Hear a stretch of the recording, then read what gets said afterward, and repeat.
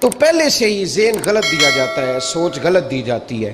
تو میرے بھائی یاد رکھیں، سمجھیں بات کو، ہمارے معاشرے کے اندر اصل فکر جو ہے نا وہ نہیں دی جاتی، اصل سوچ سے آگاہ نہیں کیا جاتا۔ قرآن مجید نے حقوق مقرر کیے، بیوی کے بھی اور اس کے خامن کے بھی۔ سمجھ آ رہی ہے میری بات کی؟ اب دیکھیں، پہلی بات تو یہ ہے کہ ہمارے ہاں ہم یہ سوچنے کو اور یہ پوچھنے کو تیار ہی نہیں، شادیاں ہو گئیں، وقت گزر گیا، پتہ ہی نہیں میاں بیوی کے حقوق کیا ہے۔ اس کے بعد اگلی بات یہ ہے کہ جس کو پتہ چل جاتا ہے نا، ایک تیسرا پہلو بھی ہے، اس کو سمجھ لیں، تمہید کے طور پر بات عرض کر رہا ہوں۔ ہمارے زمانے میں لوگ حقوق دینے کے قائل نہیں، حقوق بولیے دینے کے قائل۔ آج تک سب حقوق لینے کے لیے احتجاج کرتے ہیں، اللہ کرے کو دینے کے لیے بھی احتجاج شروع کر دے۔ یہ احتجاج ہوتا ہی نہیں کہ میں نے حقوق دینے ہیں، احتجاج یہ ہے کہ میں نے حقوق۔ اچھا، اب میاں صاحب کو حدیثیں سنائی جاتی ہیں جب، تو وہ گھر جا کے وہ والی حدیثیں سناتے ہیں جن میں خامند کی شان ہوتی ہے، خامند کی، اور بی بی نے بھی وہ کلپ نکال کے رکھا ہوتا ہے جس کے اندر سارے حقوق ہی عورتوں کے بتا دیے جاتے ہیں۔ وہ بھی اخبار کا وہ ٹکڑا سنبھال کے رکھتی ہے جس ٹکڑے پہ لکھا ہوتا ہے کہ اسلام عورت کو بڑے حقوق عطا کرتا ہے۔ تو تین باتوں کا خیال کریں۔ سب سے پہلے تو میرے بھائی اس بات کا خیال کریں کہ ہم نے حقوق سیکھنے ہیں انشاءاللہ تعالی، اور اس کے بعد دوسرا اس بات کا خیال کریں کہ حقوق سیکھ کر ان پر عمل کرنے کی کوشش کرنی ہے، اور تیسرا یہ بھی خیال فرمائیں ہمیشہ کہ مانگنے والا بھکاری ہوتا ہے، دینے والا سخی ہوتا ہے۔ تو حقوق مانگتے نہ پھریں، حقوق دینے کی کوشش کریں۔ جو حقوق دینے والے ہیں وہ سخی ہوتے ہیں۔ پتہ نہیں آپ کو سمجھ آئی ہے میرے جملے کی کہ نہیں آئی؟ حقوق دینے والے، مانگنے والے، تو بھکاری بن کے نہ پھریں کہ میرا حق مجھے دے دو، بلکہ سخی بن کے پھرو کہ میری خیر صلاح ہے، آؤ جس نے حق لینا ہے میں سب کے حقوق ادا کرنے کو تیار ہوں۔ سخی بن کے وقت گزاریں، بھکاریوں کی طرح نہیں گزاریں۔ قرآن مجید فرقان حمید نے میاں بیوی کا جو رشتہ بیان کیا ہے نا، اس رشتے کو آپ سمجھیں جو قرآن پاک نے میاں بیوی کا رشتہ بیان کیا۔ کہن لباس لکم وانتم لباس لہن، فرمایا بیویاں تمہارا لباس ہیں اور تم ان کا لباس ہو۔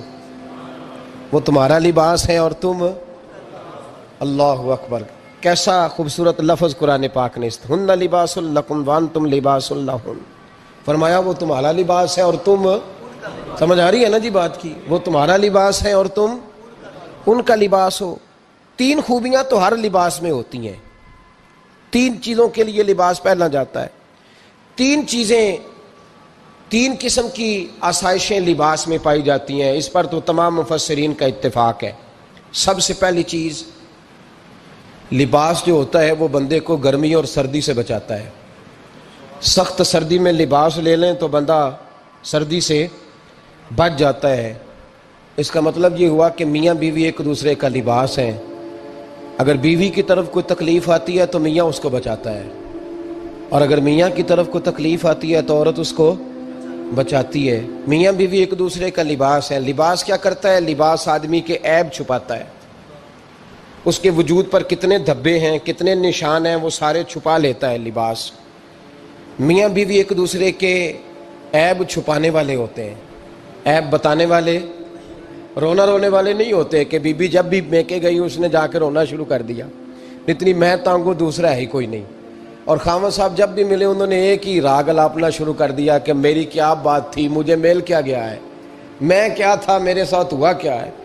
تو لباس ہیں، ایک دوسرے کا عیب چھپائیں گے، بولیے ایک دوسرے کا عیب چھپائیں گے، ایک دوسرے کی غلطیوں کی پردہ پوشی کریں گے۔ اور تیسرا، لباس کا کیا مقصد ہوتا ہے؟ لباس شخصیت کا آئینہ دار ہوتا ہے۔ لباس آدمی کی اچھی اور خوبصورت طبیعت کا حصہ ہوتا ہے۔ جو لباس ہوتا ہے وہ انسان کو زینت بخشتا ہے، خوبصورت کر دیتا ہے۔ داڑھی والا آدمی ننگے سر پھرے تو خوبصورت نہیں لگتا، ٹوپی پہن لے تو بڑا پیارا لگتا ہے، ٹوپی پہنے تو بڑا، اور اگر امامہ باندھ لے تو نور نالا نور ہونا شروع ہو جاتا ہے۔ اللہ کرے آپ خوش ہو جائیں، آمین تو کہہ دیں، اور اللہ کرے فجر کی نماز آپ امامہ باندھ کی پڑھ لیں، آمین تو کہیں۔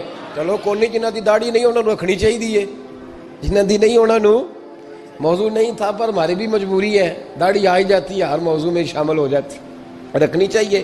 سب یاد رکھیں، لباس آدمی کو زینت دیتا ہے۔ قرآن مجید کے لفظوں پہ غور کرو، اگر تو شادی کے بعد بیوی کے آنے کی وجہ سے خامد کو سکون نہیں ملا تو اس کا مطلب ہے اس نے گھر کو زینت نہیں دی، اور اگر شادی کے بعد اس بچی کو تحفظ نہیں ملا، اس کو اپنے گھر کے اندر سکون نہیں ملا، تو اس کا مطلب ہے خاوند نے اسے زینت، اس لباس نے زینت نہیں دی۔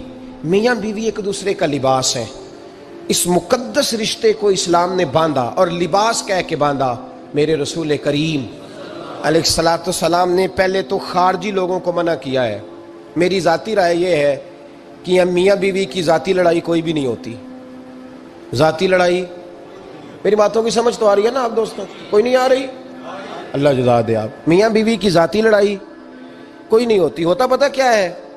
لڑکے سے پوچھیں کہ بتائیں جناب کیا حال ہے، تو کہتے ہیں بیوی میری صحیح ہے، اس کے گھر والے نہیں صحیح۔ سنا ہے آپ نے بھی کبھی یہ لفظ؟ تو اسی طریقے سے اگر لڑکی سے پوچھیں کہ تیرا کیا حال ہے، تو کہتی ہے خامن تو میرا دھیان رکھتا ہے، اس کی اماں نہیں خیال رکھنے دیتی۔ تو لڑائی جو ہوتی ہے وہ تیسرے آدمی کی وجہ سے ہوتی ہے۔ تیری اماں آئی تھی تو اس طرح کہہ گئی، تو تیرا بھائی آ گیا تھا تو وہ یہ کہہ گیا، تیسرے فرد کی وجہ سے۔ میرے نبی کریم علیہ الصلوۃ والسلام نے تیسرے بندے کو سمجھایا ہے، تیسرے فرد کو حضور نے سمجھایا ہے۔ نبی پاک علیہ الصلوۃ والسلام نے فرمایا خبردار، ماں، بھائی، بیٹا، باپ سارے لحاظ کریں، بسنے دیں میاں بیوی کو۔ اگر شادی کر دی ہے تو ان کو سکون سے رہنے دو۔